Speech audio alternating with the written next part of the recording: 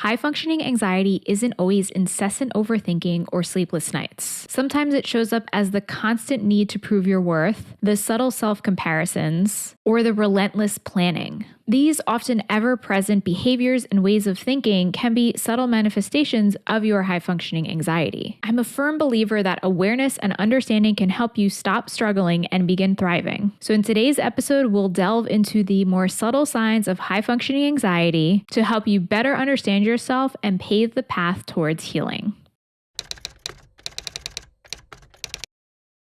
Welcome to Calmly Coping. My name is Tati Garcia. I'm a licensed therapist and coach specializing in high-functioning anxiety. I help high achievers stop putting themselves last so they can feel more calm, balanced, and confident from within. If this topic interests you, then please like this video, subscribe, and hit the notification bell so that you will be notified every time I release a new episode. Thank you so much for tuning in. So high-functioning anxiety is basically when you are somebody who is high achieving, you're performing and functioning well on the outside, you're able to go to work and often do very well at work. You're often somebody who is high achieving and getting all the things done. However, that is contrasted on the inside.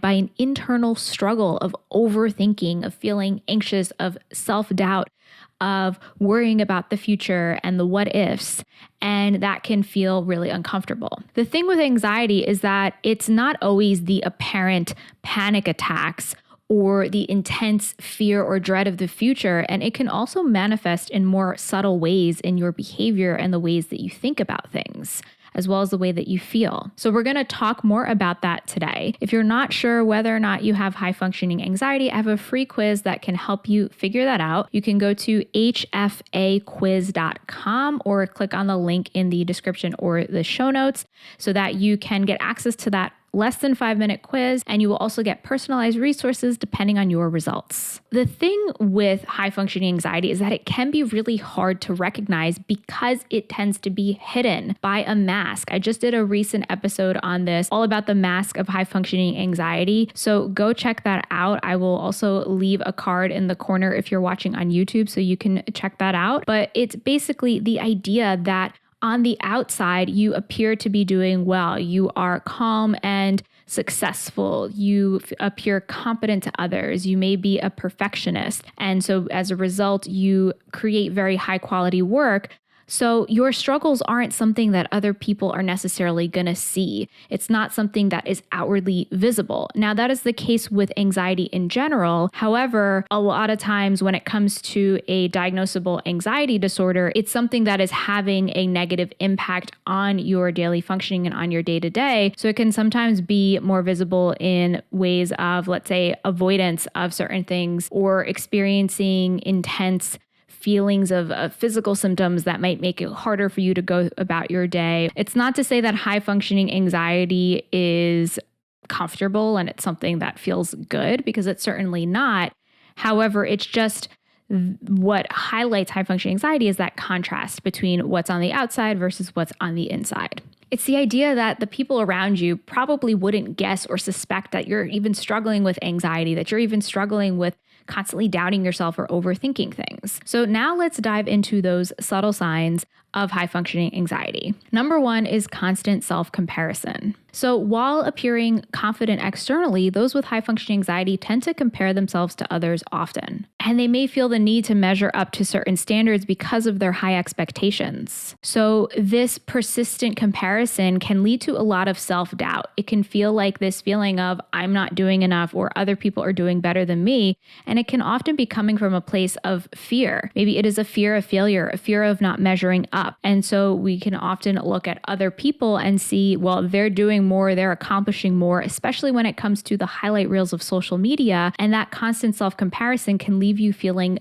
worse about yourself, and then leave you feeling more pressured to do more. And that anxious energy could be driving you to continue working and pushing yourself harder in order to counteract those feelings of self-doubt and insecurity. Oftentimes, the clients that I work with feel this desire to prove themselves. So as though they need to prove that I do have it all together or I am qualified. And this is often because of that deep insecurity that they may feel. The second subtle sign is the inability or or difficulty with saying no. So people with high functioning anxiety may struggle to say no to additional responsibilities even when they're overwhelmed. And this is because of the fear of missing out or maybe the fear of disappointing others. Ultimately, there is some fear of negative consequences that makes them feel as though I need to do more. And so this can create this vicious cycle of always saying yes to more and then feeling more and more overwhelmed. And then as a result, feeling like you're not doing enough or you're not doing good enough because you have so many things on your plate. And then that reinforces those fears or those beliefs that, okay, I really am not good enough, or I really am not qualified enough, or I really am going to fail these things. So it just becomes this vicious perpetuating cycle. The third subtle sign is excessive planning and rehearsing. Because those with anxiety are often thinking about the future and often rehearsing what could happen or what could go wrong and anticipating that something will go wrong, then that results in a lot of planning and thinking about the future or thinking about what's coming next or rehearsing for what's coming next, even if it's mentally. So it could be mentally just playing out what's going to happen in your mind in anticipation of what you feel like is going to happen. And that gives your brain this false sense of control, like, okay, because I'm thinking about this and because I'm anticipating this, then I can stop bad things from happening, which just isn't reality. And oftentimes that anticipation, the excessive planning, the excessive rehearsing makes you just feel more anxious about the thing that's coming up because you're often focusing on the negative of what could happen. This can also look like literally planning and getting stuck in a place of procrastination or paralysis by analysis because you are stuck in that planning phase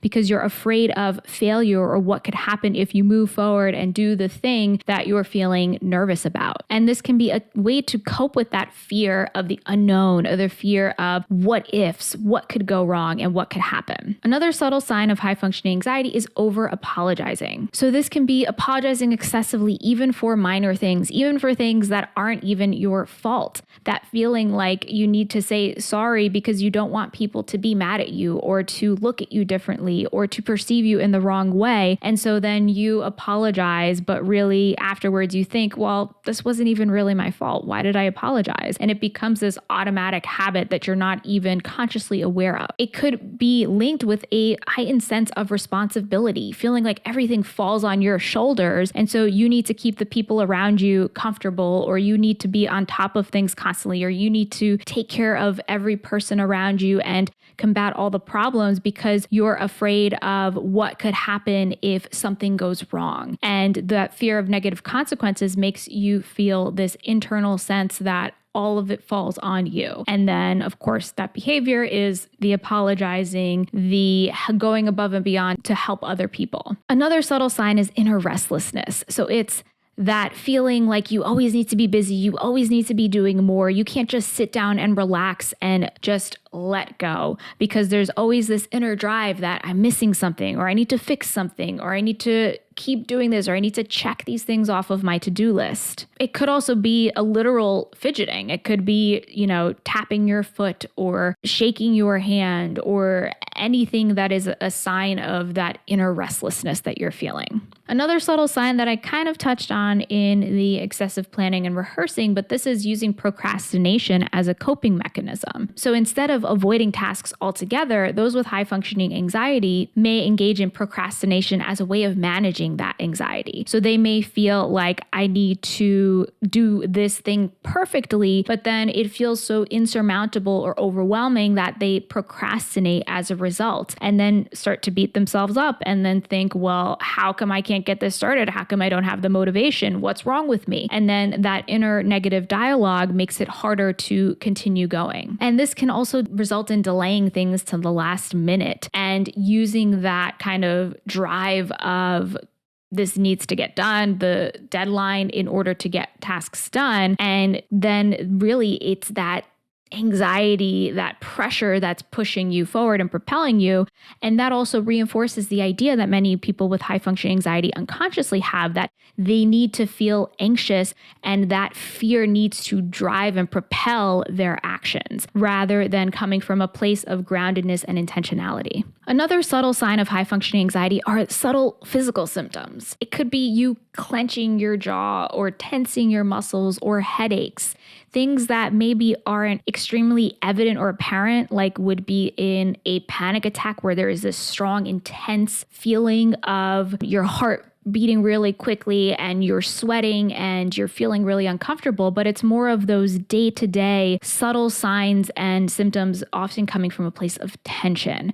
Sometimes it can be maybe you grind your teeth at night, or you just feel a soreness in your jaw because you tend to clench your teeth together when you're stressed, or you have soreness in certain areas of your body because you tend to tense those muscles when you start to feel overwhelmed. These are things that our body is doing automatically, and we may not even recognize until it starts to exhibit itself through pain and discomfort. And this can often be because emotions are ways of telling your body to take action. And so when you're anxious, your body gets into this state where it wants to take action to either physically flee whatever the danger is, because your body is reacting in the same way to physical danger, like a lion chasing you, as it would to a perceived danger, like you worrying about what's going to happen tomorrow. And when you don't have the opportunity to release that energy or get out that physical buildup that's occurring, then it's going to result in a lot of physical tension. So another subtle sign is compulsive overachievement. So I talked about how those with high functioning anxiety tend to be those who are ambitious and high achieving. The drive to compulsively overachieve and accomplish more and more and more may be occurring in those with high functioning anxiety because of this intense fear of failure. It can be a way of validating your self-worth. And by that, I mean that in order to feel good about myself, I need to accomplish this thing. I need to check this thing off the list. I need to get this degree. I need to get this promotion. I need to make this certain amount of money. But oftentimes, because you are looking for external achievements to fill this internal hole that you feel, then it's going to feel like it's never enough. And another subtle sign of high functioning anxiety is seeking reassurance from others. So this can be even for minor decisions. Because there's a lot of self-doubt and overthinking going on, then you may doubt your own ability to make decisions or to think clearly about things. So you might seek reassurance from those around you, such as, am I making the right decision? What should I do about this? Or what should I order for dinner? So it's even those small decisions that you feel doubtful about because you have this strong voice within your mind that's saying, oh, what if you make the wrong decision? Or what if you say something stupid? Or whatever it is. And it's that desire to alleviate that self-doubt and gain validation. What if you resonated with some or all of these signs? Then there is hope, I promise. There are things you can do to change these behaviors so that, even these subtle things can be signs that something bigger is going on. And once you can recognize that, then you can address the root causes of them. So to get started, I suggest that you recognize while it's happening. So you can go through this episode and take notes on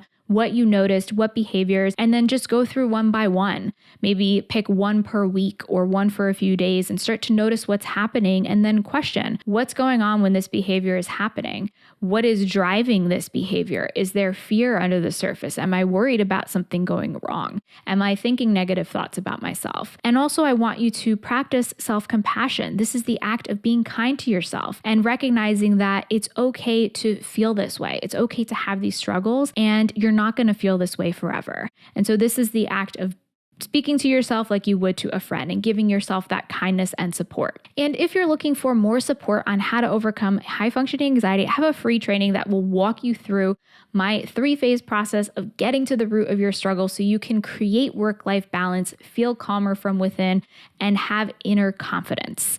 You can learn more about this training by going to calmlycoping.com/workshop. You can also click on the link in the description or in the show notes, depending on where you're watching. The training is called How to Create Work-Life Balance and Feel Calmer from Within as a High-Achieving Professional Without Sacrificing Your Success. And let's continue the conversation on this topic. I'd love to hear your thoughts on this question. If you are watching on YouTube or if you are listening on Spotify, let me know which subtle sign of high functioning anxiety resonates with you the most. And while you wait for next week's episode, I have other episodes about calming your mind, creating work-life balance, and feeling more confident from within. So you can check out these episodes here. Thank you so much for tuning in today. And until next time, be calm.